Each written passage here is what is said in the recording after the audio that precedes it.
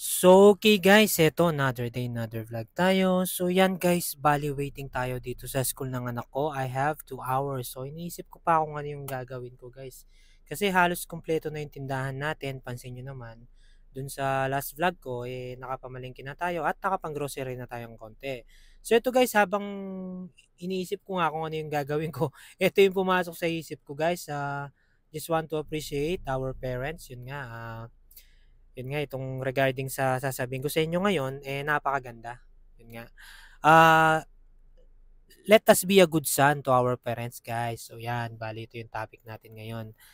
Ah, kung hindi nyo lang naitatanong guys, yan, Daddy Jepo nyo ako, di naman sa pagyayabang, pero hindi ko binibigyan ng stress yung nanay ko tsaka yung tatay ko. For now kasi halos ako pa yung nagiging solusyon and thankful ako kasi nga yun kasama ko sila sa bahay, sila yung kaantabay ko sa tindahan, tapos yung kaantabay ko rin sa pagbabantay sa anak ko. And yun nga, yung kapatid ko pa na isa, yung bunso, natutulungan ko rin, yun, nandun din sa bahay habang wala siyang trabaho. Alam niyo yung guys, kasi nga, kaya lang siguro pumasok sa isip ko to kasi may mga kakilala akong tao ngayon na nangyayari nga, yun na nagiging toxic sila sa parents nila na alam naman nila yung parents nila wala nang trabaho, wala nang pumapasok na pera, hindi na nga nila natutulungan, binibigyan pa ng stress. Nawa ako sa mga parents na ganun, alam nyo guys. Kasi kailangan maging mabait talaga tayo sa kanila kasi kung hindi dahil sa kanila, wala rin dito tayo sa mundong ibabaw. Kaya ngayon ako, alam nyo, bilang isang parent na ngayon guys, mas na-appreciate ko yung parents ko kasi ang hirap pala mag-raise din ng anak, 'di ba? Lalo na nung panahon namin hindi tayo ganong kaluwag-luwag, medyo mahirap din yung pamumuhay. Nakikitira lang din kami sa mga kamag-anak namin, ganyan, sa parents ng nanay ko, sa parents ng tatay ko, palipat-lipat kami. Pero ngayon guys, masasabi ko talaga napaka-bless ko kaya yun nga, ito na yung siguro yung pinakamagandang gift for now na nabibigay ko sa parents ko guys, yung hindi ko sila nabibigyan ng stress, napapakain ko sila everyday, nakakasama ko sila everyday. Yun nga, kahit papaano nabibigyan ko sila ng komportableng buhay, 'di ba? Hindi man gano'n ka-well talaga kami sa buhay for now, but I know someday something will happen in our life.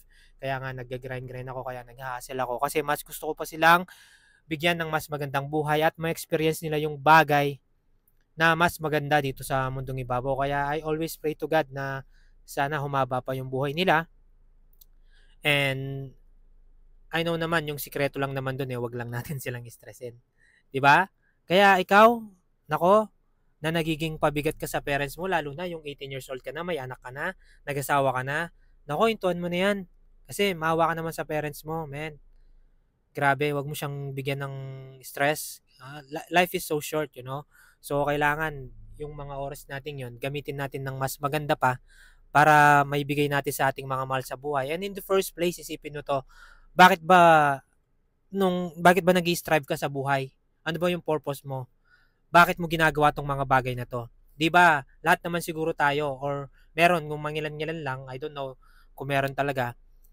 Nung nag-aral tayo nung mga bata tayo, kasama natin sa pangarap yung mga parents natin, 'di ba? Correct me if I'm wrong. So, yun guys, 'wag na natin silang toxicin, 'wag natin silang ganong bigyan ng problema. Let us be solution to our parents. So, yun lamang guys, waiting pa rin ako dito.